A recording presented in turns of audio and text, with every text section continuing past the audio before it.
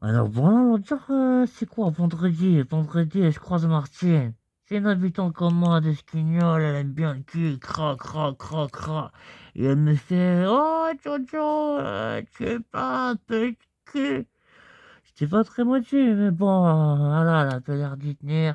Elle me fait, oh, on va à l'alpage. Ouais, parce qu'il y a souvent, on va souvent à l'alpage, c'est un spot, on est tranquille, il y a moyen de cracra, besogner allègrement. Alors bon, voilà, c'est quoi, 1 heure après, on a marché un peu, on a pris un bus, on arrive un petit peu sur les hauts de Esquignoles, tu vois, ça commence à grimper vers la forêt, les monts. On arrive à l'alpage. Et elle me fait, oh, Jojo, j'ai envie de... Alors voilà, je lui écarte les cuisses, je lui retire une botte, je la jette en l'air. Elle prend la deuxième botte, elle la jette en l'air. Je serre le phasar, je craque le bouton, je craque le zipper, je sors ma grosse bite. Et alors voilà, je sors l'engin, comme ça, je lui écarte un peu plus les patouilles, hein. Comme ça, je commence à besogner, tic et tac, et tic et tac.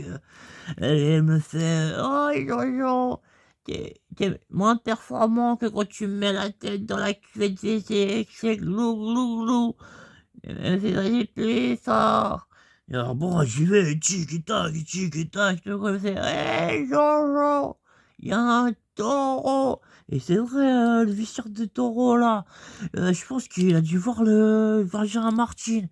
Et c'est vrai, comme elle a l'habitude de prendre ses airs, hein, je parle pas de son trou à pastèque de derrière, mais devant elle a un peu, comment dire, un peu un organe à vache. Alors je pense que le taureau de loin, ça l'a excité, il a commencé à ruter, tu vois. Il commence à arrêter de la patouille comme ça. Il fait, il commence, on voit qu'il commence à charger dans notre direction. Je me dis, oh là là, faut que je ma peau, faut que je celle de Martine. Et je repars, tu vois, on était à l'alpage. Et il y a une petite maisonnette d'alpage. Alors, voilà, je prends Martine dans les bras. Voilà, on court vers l'alpage, tout ça. Je claque la porte derrière nous. J'entends un gros bruit, toc, toc, toc. Voilà, pendant 1 minute, ça t'appelle, toc, toc, toc, toc, toc, toc. Et alors là, ça a bien rupé contre la porte. Alors, comme je t'ai dit, une bonne minute, 2 minutes, tac, tac, tac, tac, tac, tac. Tout d'un coup, plus un bruit, plus un bruit. Pas de lumière non plus, parce qu'on était totalement dans la pénombre. Il n'y avait pas l'électricité dans le refuge d'alpage. Il faisait nuit complète, comme ça. Je fais Martine, Martine. Qu'est-ce qu'il y a, Jojo? Et je lui fais ouais, on va rester 10 minutes tranquille, on va attendre voilà que les choses se fassent, peut-être le taureau il va partir, hein. Et là tout d'un coup, c'était quoi, je sais pas, 5 10 minutes un peu après, on allait bientôt tracer. Tout d'un coup on entend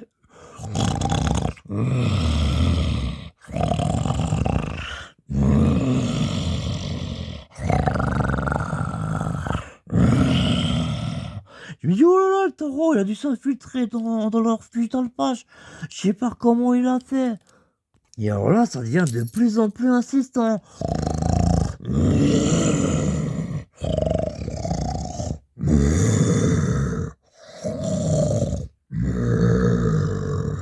Je me dis, oh là, le taureau il approche, hein, il faut que je sauve Martine. Hein. Ah, j'y tiens à la cuvette WC. Hein. Et en plus, voilà, hein, Martine, Martine. Et ma gueule aussi. Alors je me dis, il faut que je fasse quelque chose. Je fais Martine, Martine, reste là, tranquille, fais pas un bruit. J'essaie de trop choper une fourche ou un truc comme ça. Par chance, j'ai réussi à retrouver un bâton. Et alors, j'approche un tâton, comme ci, comme ça, j'entends toujours le bruit, là, du taureau. Je me dis, oh là, je dois pas être bien loin. Hein. Et là, je sais pas quoi, il y a eu un peu, il y avait, je sais pas, une petite lumière une petite interstice qui fait que j'ai juste repéré une sorte de trou, je sais pas quoi, je prends le bâton, je fonce dedans, hop, hop, hop, hop, j'entends, je me dis, oh là là, il fait des drôles de bruit, ce taureau. Et alors là, je me suis empressé de prendre Martine dans les bras, je claque la porte de l'alpage, on sort, on court, on court, on court, voilà. Et là, elle m'a fait oui, oui, oui. Je fais qu'est-ce qu'il y a, Martine? Elle fait oui, oui, oui, j'ai pas mes bottes, faut qu'on aille les chercher. Je fais attends, on trace un peu après.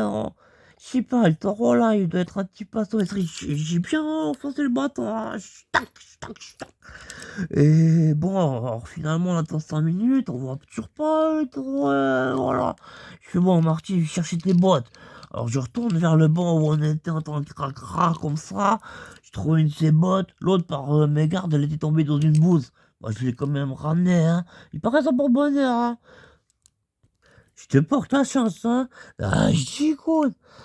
Et là, Martine, elle commence à remettre une botte, elle lui remet ses collants, un peu, bon, il était un peu déchiré, elle remet sa deuxième botte, et tout d'un coup, à ce moment-là, on entend la porte de l'alpage qui s'ouvre. Je fais à Martine, voilà, il y a le taureau, il arrive, attention, on va se cacher derrière un caillou, derrière une fougère. Et là, il y a un monsieur, un petit peu barbu, comme ça, il arrive, il était tout rouge, tout rouge, tout rouge, tout rouge, tout rouge. Genre, plus rouge qu'une tomate. Plus rouge même qu'un stylo rouge. Un rouge à lèvres rouge. Qu'un feu rouge. Bref, il était tout rouge comme ça. Il avait l'air vénère. On entendait des...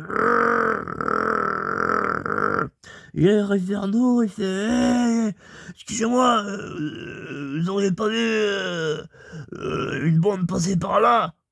On lui fait non, non, moi j'ai vu un taureau, à part ça, non, non, non. Et il nous fait ah, parce que je faisais la sieste tranquillement dans l'alpage, j'étais en train de ronfler, je faisais la sieste. Tout d'un coup, il y a quelqu'un qui m'a mis un bâton dans le cul. Et... oh là là, c'était pas le taureau, c'était le mec de l'alpage. Oh là là, j'ai rien dit la bourdasse, tu vois.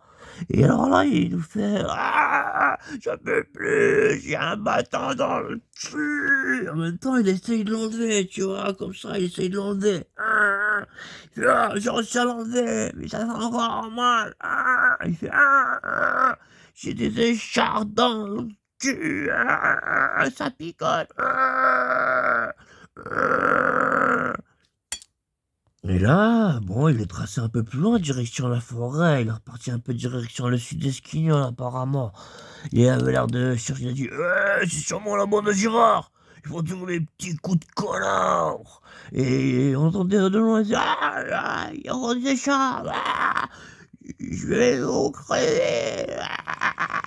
J'ai des écharpes dans le cul, vous allez prendre sévère. J'ai mal au cul. J'ai mal au cul. J'ai mal au cul. Des écharpes, des écharpes. J'ai mal au cul. Et finalement, on n'entendait plus parce que, bon, il a dû tracer dans la forêt. Alors là, bon, je fais Martine, on reprend les choses là, tu rejettes ta boîte en l'air. Je te craque le cul, je te fais un 3 pastèques gratuit. Et il me fait oh non, Jojo, ça m'a refroidi cette histoire de taureau. Et bon, et là, on allait partir avec Martine, hein, quand tout d'un coup, le monsieur, il arrive, il revient, il était toujours tout rouge, tout rouge, tout rouge. Il me fait général, c'était pas la bande de Gérard, je suis allé voir, c'est pas la bande de Gérard, c'est sûrement un coup de Barnab. Je vais aller chercher la chevrotine, dans le truc d'alpage. Et depuis, hein, c'est la pagaille, hein. Normalement, je devrais pas vous faire part de cette histoire, hein. Pour respecter l'ordre des choses, voilà, j'ai situé cette histoire sur Esquignol, parce que depuis, voilà, il a signé dans les rues de Narbonne, dans les rues de Esquignol, quoi. C'est-à-dire que, voilà, le monsieur qu'on a appris être le père Girard, hein, celui qui avait ouais, le bâton dans le cul et les échardes, il se trouve qu'il doit sûrement être, parce que je sais pas, depuis, ça fait quoi, 3 4 semaines, on trouve, voilà, des corps, voilà, desséchés, avec des bâtons dans le cul, et ils ont un deuxième trou de balle à la chevrotine. Donc, c'est pour tout vous dire, et depuis, c'est Resquignon, il y a une légende urbaine, comme quoi il existerait un croque-mitaine aux écharpes dans leur cul. C'est un truc de dingue, on retrouve des corps par-ci, des corps par-là. Euh, il y a eu un rescapé, il était là, il courait avec la main dans le cul. Ah, j'ai des échardes. Ah. Ouais, il a dit, savait être un monsieur, il avait une cagoule. Et ouais. Bon, bah, traumatisé pendant 2 jours, il était là. Ah, il m'a roqué, il m'a roqué. Ouais, comme voilà, on a passé cette parade du fait qu'on avait mis un bâton dans le cul d'un monsieur qui ronflait dans un alpage, dans un refuge d'alpage, ce qui aurait potentiellement pu faire progresser le truc. Et parce qu'il a déménagé le père Gérard, mais depuis c'est peut-être le rescapé. Il y a un copycat. On retrouve encore 2 fois plus de corps avec des chairs dans le cul. Et même il besogne plus hard, hein, je veux dire, le papier toilette des WC, il y a du gras de cul dessus. Il y en a qui se sont fait râper le cul. Ouais, non, un truc de dingue quoi. Ouais, non, c'est dangereux de vivre à Esquignol.